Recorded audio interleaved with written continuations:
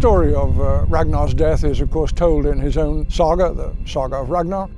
But there's also a long poem which is supposed to have been sung by Ragnar from the snake pit. And it's called Kraukumal, the Song of the Crow. And it's a death song, but it's also what they call an Ævisinger. It's a song of life in which Ragnar recounts his battles and eventually looks forward to dying and going to feast on the benches of Odin, and of course predicting the revenge which will be taken for him. And the last line of it, which I adopted for my book title, is Hlæjandi skal ik deyja, laughing shall I die. Os munu æsir bjóða, esat sitendi döði, lífs eru líðna stundir, hlæjandi skal ik deyja. The gods will invite me in. In death there is no sighing. The hours of life have passed. Laughing shall I die.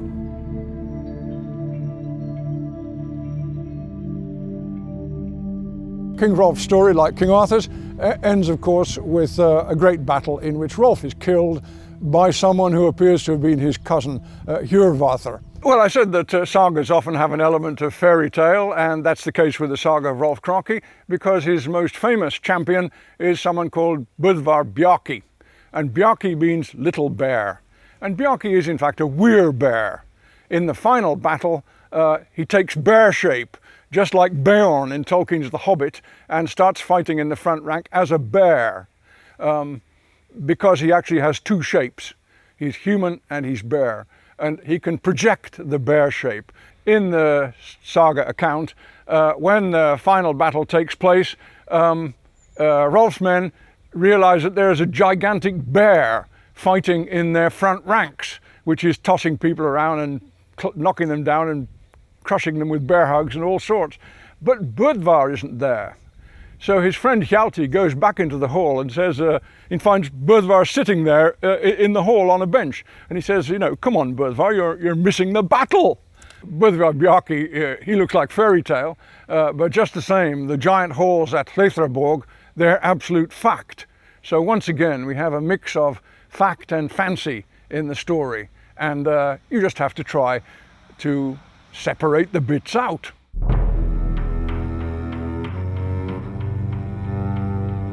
The famous thing about them is that they were deluded into getting involved with Norwegian politics, and their downfall was caused by the Viking custom of heitstrenging, in which you have to make a boast, usually when drunk, and when you make the boast, of course, once you're sober, you have to follow it up.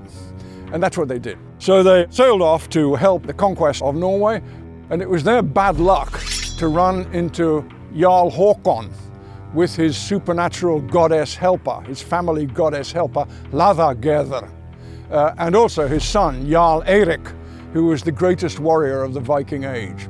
So the Jomsvikings were very heavily defeated at the Battle of Hjörungavágr, which took place probably about 986.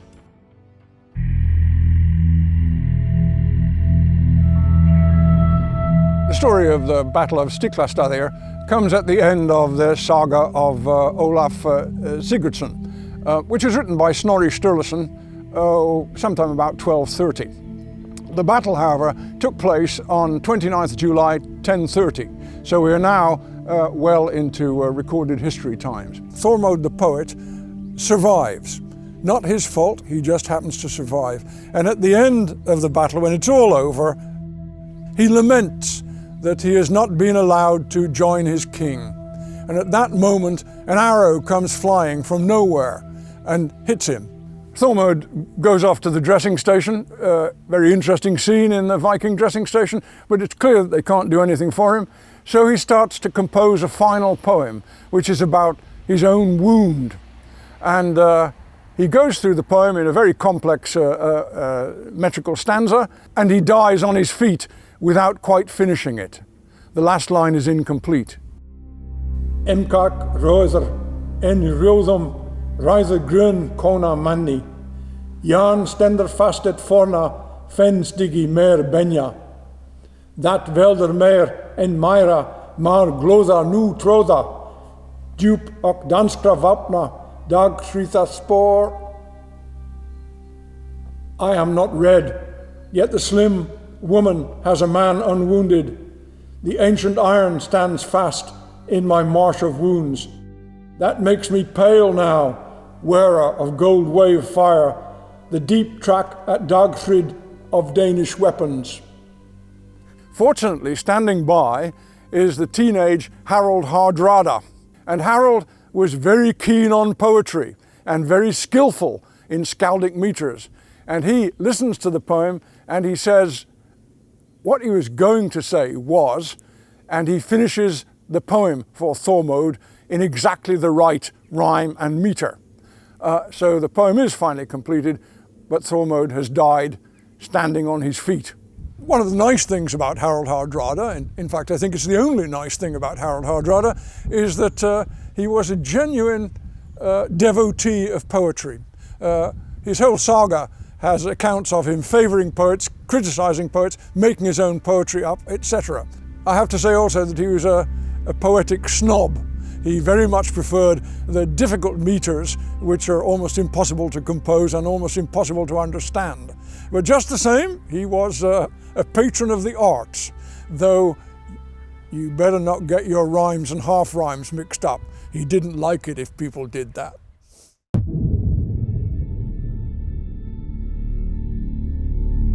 Everyone's familiar with the idea of Valhalla and of course of the Valkyries.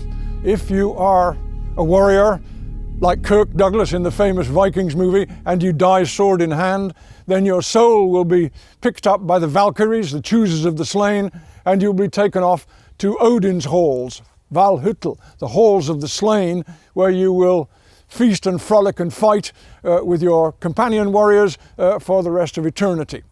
Well, that's the story, and no doubt some Vikings believed it and some no doubt did not, because that I think is a story particularly associated with the followers of Odin. And of course there were others who were followers of Thor or of Freyr or of Heimdall or of Njörður or one of the many other gods in the Viking pantheon. So I'm sure there were many different ideas of what happened after you were dead. But that is the prominent one and the familiar one, and we find it written down by Snorri Sturluson. It's part of his digest, his little handbook of Norse mythology.